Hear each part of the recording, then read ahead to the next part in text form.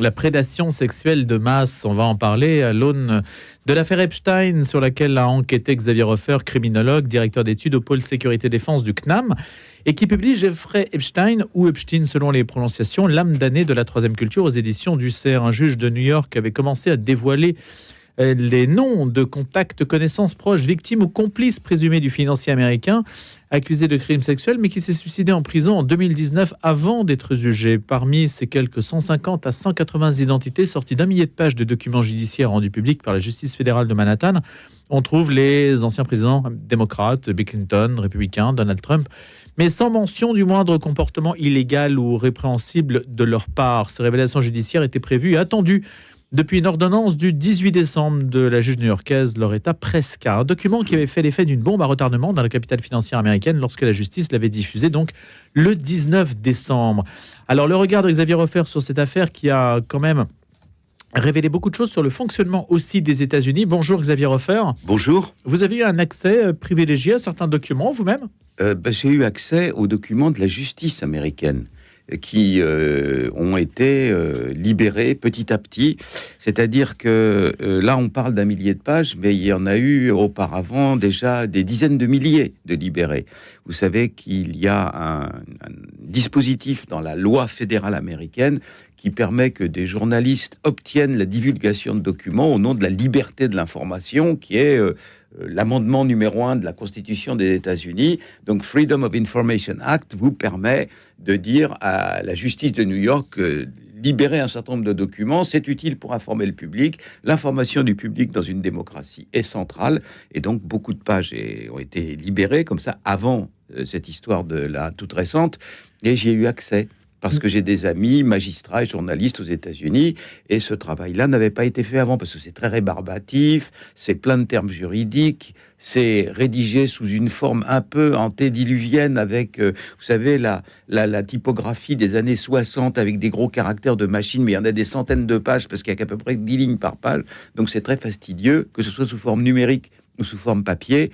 Et donc, c'est à partir de ça que j'ai travaillé. Il y avait naturellement, dans une affaire comme ça, vous vous rendez compte, un milliardaire, des petites filles, il y avait tous les fantasmes, tous les conspirationnistes, tous les quanons de la planète qui s'étaient réunis pour se pencher là-dessus. Alors, il fallait écarter tout ça et en revenir aux faits, c'est-à-dire aux faits bruts, c'est-à-dire aux enquêtes des policiers, aux témoignages de tous les témoins, que ce soit des domestiques, que ce soit des proches, que ce soit des victimes, et à partir de là, voir ce que ça nous révélait sur le contrôle d'Epstein sur une bonne partie du monde culturel des États-Unis, sur l'édition, sur le monde des médias, etc.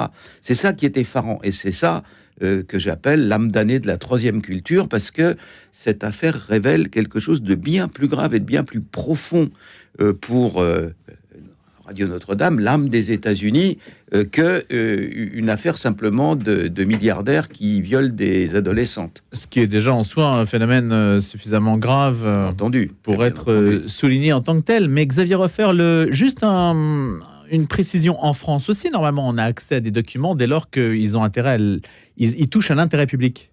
Non, beaucoup moins. C'est-à-dire que l'information de la justice en France est vissée de manière et verrouillée beaucoup plus fort qu'aux États-Unis. C'est beaucoup plus difficile et beaucoup plus rare, et les divulgations de documents demandent généralement... alors notre justice, je vais faire une révélation modeste, mais n'est pas la plus rapide du monde. Donc le temps que vous obteniez le moins de papier, ça y est, c'est fini, tout le monde ne s'intéresse plus à l'affaire. Donc ce qui est bien aux États-Unis, c'est que la réaction peut être très rapide. Monsieur, je vous assigne et la semaine prochaine, il me faut tel papier. C'est ça qui a fonctionné mieux dans l'affaire Epstein. Les gens en France n'ont pas conscience de l'importance. On s'en parlait avant l'émission. Savez-vous que, évidemment, là aussi, j'enfonce une porte ouverte. Rencontrer en personne, dans son bureau, le président des États-Unis n'est pas une chose aisée. Vous avez des ministres aux États-Unis, vous avez des chefs d'État étrangers qui jamais n'ont pu accéder à l'isolement suprême d'être en tête-à-tête avec le président des États-Unis dans son bureau. Epstein, quand Bill Clinton était président des États-Unis, il le rencontre 17 fois. 17 fois, soit lui-même, soit avec sa comparse, Madame Maxwell. Je parle de la comparse d'Epstein. Ghislaine Maxwell. Ghislaine Maxwell. Et donc, c'est quand même une histoire absolument effarante. Vous savez, quand on se plonge dans cette affaire-là, tout est effarant. Alors, mais pourquoi le rencontre-t-il 17 fois ? Eh bien, on aimerait le savoir. C'est soi-disant pour des affaires, vous savez, de bienfaisance, etc., s'occuper, parce que la prédation sur les mineurs, les jeunes filles mineures d'Epstein, est camouflée par une espèce de surface, de camouflage, d'habillage, d'opérations de bienfaisance ou d'opérations d'ouvrir la culture, etc.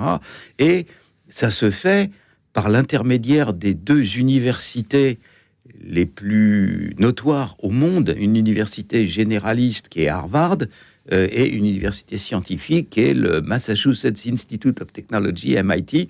Et c'est là que Epstein a des bureaux, c'est là où il a un rôle, et c'est en se targuant de son influence sur des institutions de savoir purement fictif, parce que l'homme n'a aucun diplôme, il est assez inculte, et donc les gens qui le connaissent de près disent qu'il est plutôt frustre dans son comportement, mais bref. Son ascension demeure un peu mystérieuse quand même.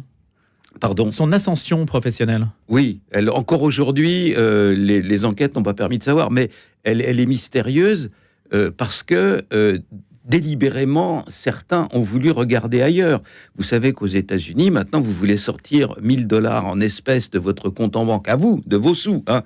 Et on vous dit, mais pourquoi ? C'est pour de la drogue, etc. En France aussi, hein. Oui, bien sûr. Et même quand vous déposez du liquide, d'ailleurs. Dans les 2 sens. Mais ce que je veux dire, c'est qu'en France, c'est tout le monde.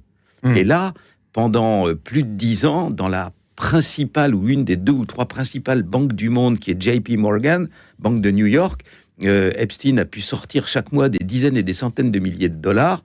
À chaque fois, régulièrement, les gens qui s'occupent justement des vérifications. Qu'est-ce que font nos clients aux États-Unis, dans le monde anglo-saxon, on dit compliance, vous savez, des gens qui doivent obéir à un certain nombre de règles et qui vérifient si elles sont bien observées.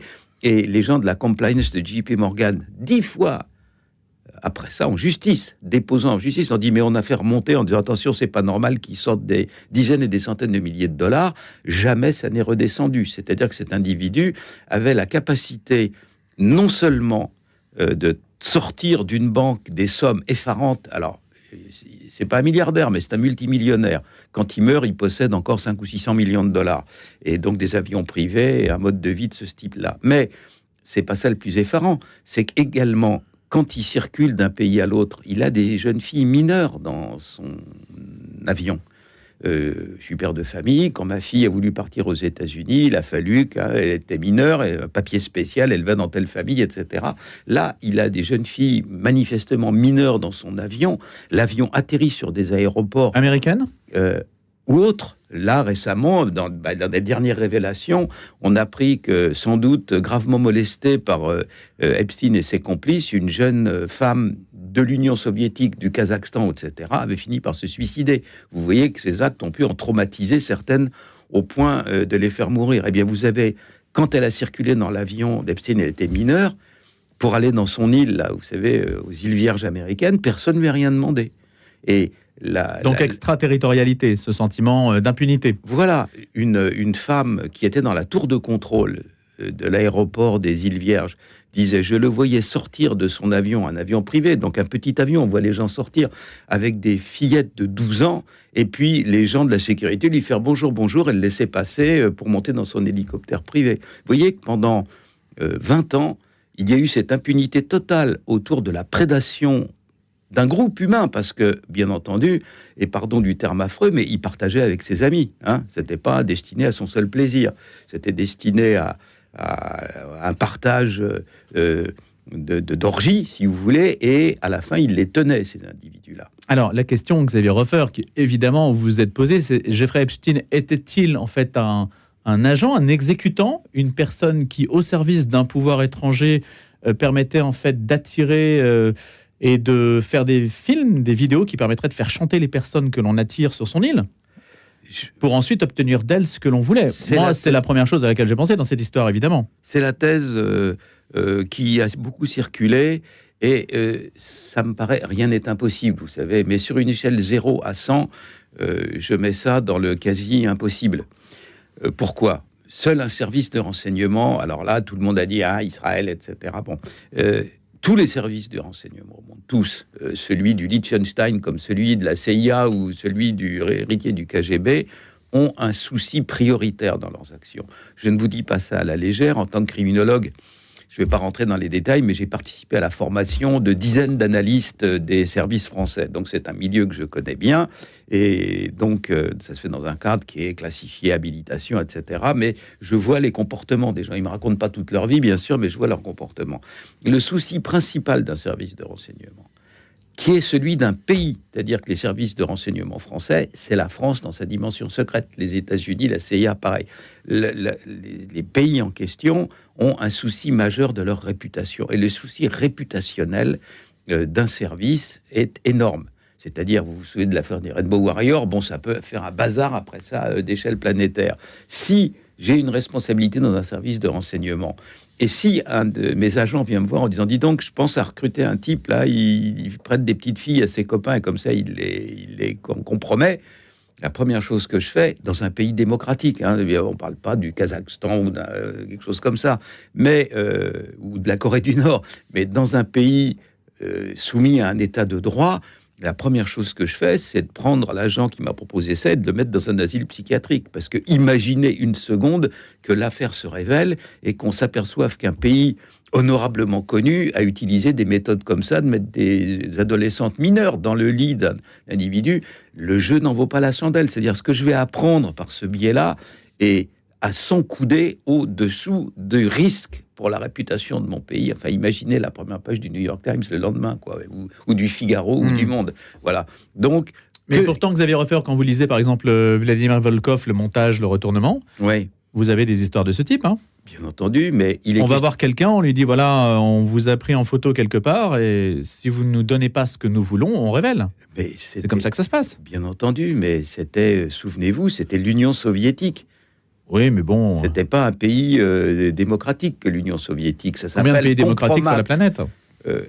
Je pense pas que Epstein travaillait pour la Corée du Nord, voyez-vous. Qu'il ait vaguement été un agent d'influence, que le père de Ghislaine Maxwell en ait été un, parce que il était donc juif, Robert famille Maxwell. d'Israël était un, Robert Maxwell. Donc lui, oui, certainement. La preuve, c'est qu'il y avait des personnalités officielles d'Israël à son enterrement. Mais ça prouve aussi qu'il n'était pas dans les services, les enterrements. Mais ça ne permettait pas d'obtenir le soutien indéfectible, inconditionnel à Israël, par exemple. C'est autre chose. C'est autre chose. Ça peut être sentimental, une affaire comme ça. Vous pouvez très bien être attaché sentimentalement à un pays sans avoir compromis des gens avec des petites filles. Vous voyez, c'est deux domaines parfaitement différents. Donc, je pense que... Donc, à votre avis, il n'y a pas d'arrière-fond politique? Il n'y a pas d'arrière-fond politique au niveau d'une affaire d'espionnage international. Il y a un arrière-plan politique dans le rôle, mais extrêmement suspect, qu'a joué la police fédérale américaine, le FBI, pour protéger Epstein. Songez que les premiers à avoir enquêté sur les prédations sexuelles d'Epstein, c'est la police de la ville de Palm Beach. Le shérif de la police de Palm Beach... Donc là, on est au début des années 2000. Ouais. Donc, on est vers 2002-2003. Il y a des mères qui viennent se plaindre, ma fille, il y a un massage, elle a été violée, etc. Bon. Là, le bureau du shérif enquête. Très vite, il tombe sur le total pour une petite ville hallucinante, 50 victimes. Toutes payées à coups de billets de $100, etc. Et puis violées, alors que manifestement, aucune d'entre elles n'a l'âge du consentement. Bon. Alors, le shérif commence à monter un dossier et puis il prévient la justice. Dès qu'il prévient la justice, comme c'est un crime fédéral, alors la justice aux États-Unis, c'est d'une complexité effarante. C'est à millefeuille, il y a des tas de niveaux, mais disons que les infractions les plus graves sont de l'ordre fédéral. Elles sont de l'ordre fédéral dans deux cas, quand ça dépasse un certain niveau de gravité ou quand les méfaits, les crimes ou les infractions en question étaient commis dans plus d'un seul État. C'est-à-dire, vous prenez une fille de l'État de New York, vous la violez dans l'État du New Jersey, c'est un crime fédéral. Donc là, c'est un crime fédéral. Donc, crime fédéral égale justice fédérale. Quelle est la police de la justice fédérale des États-Unis? La police judiciaire. C'est, comme on dirait en français, le FBI. Le FBI arrive chez le shérif de Palm Beach, rafle tous les dossiers, et puis on ne les voit plus ensuite. Voilà. Et de manière claire, quand la police locale va perquisitionner dans la villa de Palm Beach d'Epstein, elle s'aperçoit que la veille, tout le monde est venu, tous les ordinateurs ont disparu, les câbles ont été coupés au ras du mur pour disparaître vite fait avec les ordinateurs et leur câblage. Et voilà, donc c'est une affaire très trouble à l'intérieur des États-Unis. Manifestement, il y avait des gens au niveau fédéral, parce que vous n'êtes pas le président des États-Unis et vous n'êtes pas le ministre de la Justice, vous n'avez aucun moyen d'actionner le FBI, c'est la police fédérale. Et donc là, il y a eu un rôle qui a été joué, qui a longuement facilité la vie d'Epstein. Et puis, à quand remontez-vous ou faites-vous remonter ces méfaits? Dans les années 90. Donc c'est là qu'il aurait construit 90. Un réseau dans l'État américain qui lui permettrait ensuite d'avoir réseau mondial de joueurs de protection. Il y a l'île à l'étranger, on a des traces du vol de son avion dans lequel les gens qui acceptaient de monter dans l'avion, ils étaient quand même innocents, ou niais, en disant on n'a rien vu, parce que le surnom de l'avion en question était Lolita Express. Alors, sauf à être profondément de la campagne et illettré, Lolita, on sait ce que ça veut dire, quoi, qu'on n'allait pas trouver des vieilles dames à l'intérieur, comme soi-disant hôtesse de l'air et compagnie. Donc, personne n'a jamais parlé dans ces victimes.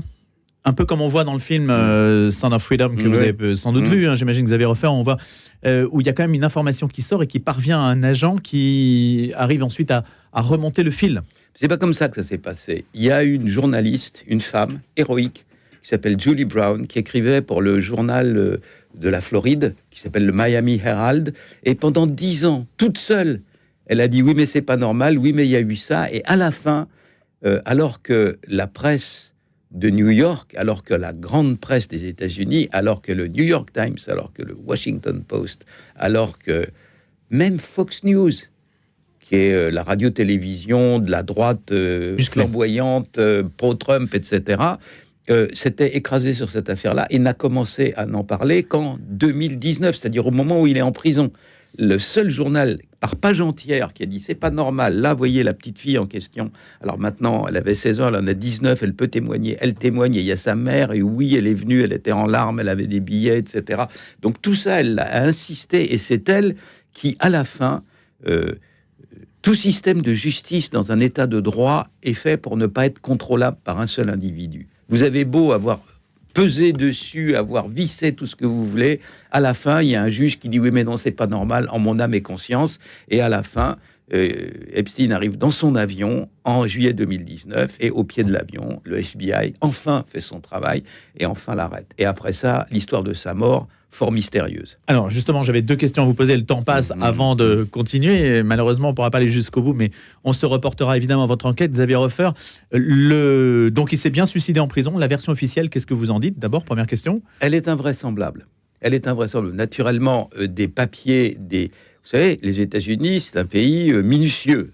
Quand il y a une affaire un peu étrange, il y a une commission d'enquête, etc. Tout ce qui figure dans tous les documents des médecins légistes rend cette affaire absolument incroyable. Je n'ai pas la preuve, j'étais pas présent avec mon téléphone là pour filmer des bandits entrant dans sa cellule et l'étranglant, mais rien ne tient debout. Vous comprenez que c'est la prison la plus sûre de New York, c'est une prison fédérale.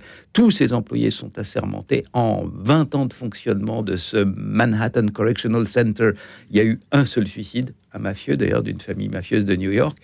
Et en dehors de ça, jamais. L'année d'avant, c'est-à-dire en 2018, il y a eu un audit général de toute la prison. Tout a été vérifié. Les caméras de surveillance. Dans une prison, naturellement, les caméras de surveillance sont essentielles. Tout marche nickel. Les 2 tentatives de suicide que fait Epstein, la première ratée et la deuxième réussie, la caméra juste en face de la cellule est en panne. Bon, alors... si on met la loi des probabilités, ça a une chance sur 50 milliards d'être comme ça. C'est la seule de tous les tâches, de tous les trucs. Voilà. Et la cellule des 2 gardiens, qui sont censés être toutes les 30 minutes à l'œilleton pour voir s'il est bien là, ce qu'il fait, etc.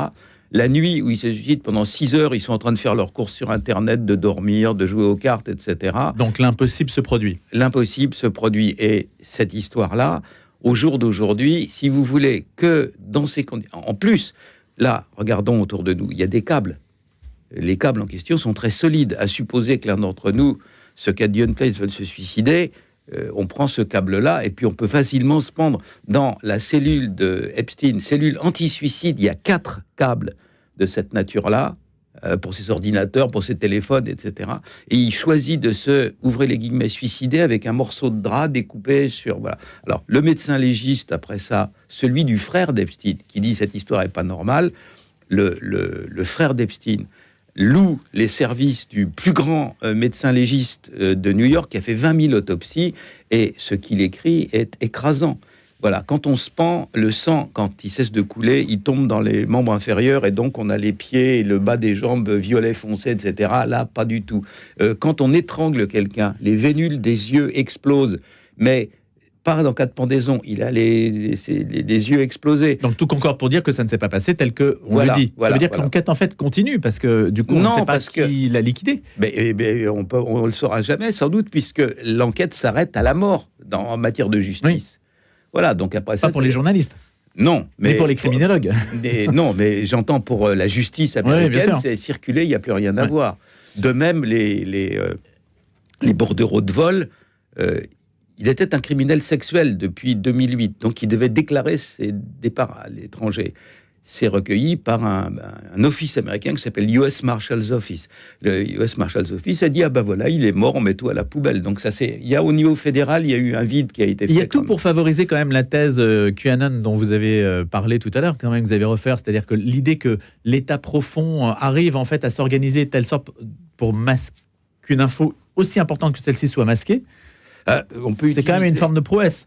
Oui, on peut utiliser la célèbre formule journalistique « tout se passe comme si hein, ». Voilà. Donc on en est là. Et surtout le fait que Epstein, pendant 20 ans, était le chouchou de la bonne société de New York. Vous savez, il y a ce qui s'appelle, dans une société fondée sur la communication, la A-list, c'est-à-dire les gens de l'élite, ceux qu'on a envie de voir aux premières des films, etc. Il était sur la A-list, il fréquentait les banquiers les plus célèbres, les acteurs les plus célèbres, les cinéastes les plus célèbres, les chanteurs les plus célèbres, Michael Jackson, entre autres, etc. Ma seconde question, Xavier Hofer, c'est évidemment, et les Français, il y en a ? Oui, mais ce sont des affaires très anciennes et qui sont prescrites par la justice. Hélas, le fait de molester des jeunes filles n'est pas imprescriptible. Il y a une date, pardon d'utiliser un mot un peu léger, mais une date de péremption. Si à un moment donné, la justice doit s'arrêter parce que voilà. Et donc les histoires de Brunel et une vague histoire concernant, j'allais dire une fois de plus, parce que c'est pas la première Jack Lang, s'arrête parce que ça date des années 80, que ça fait 80. Mais toute la liste a été révélée ou non, c'est pas ça qui est intéressant. Ce qui a été révélé n'est pas intéressant parce que celle qui faisait les courses pour Epstein, c'était Ghislaine Maxwell. Dont on n'a pas parlé, mais c'est elle a un rôle clé. Son clé. carnet d'adresses est toujours tenu au secret. 2000 noms dans le carnet de Ghislaine, et notamment toute la bonne société britannique, parce que c'est elle qui avait introduit Epstein et qui a fait qu'à la fin, on a eu ces photos invraisemblables d'Epstein assis sur le trône de la reine. Vous savez, les deux trônes jumeaux dans le palais de Buckingham. Et donc là, il y a Maxwell, Ghislaine et puis Epstein en train de se faire photographier, mort de rire. Et voilà, donc il fréquentait vraiment l'élite transatlantique, c'est-à-dire pas uniquement aux États-Unis, mais également en Grande-Bretagne.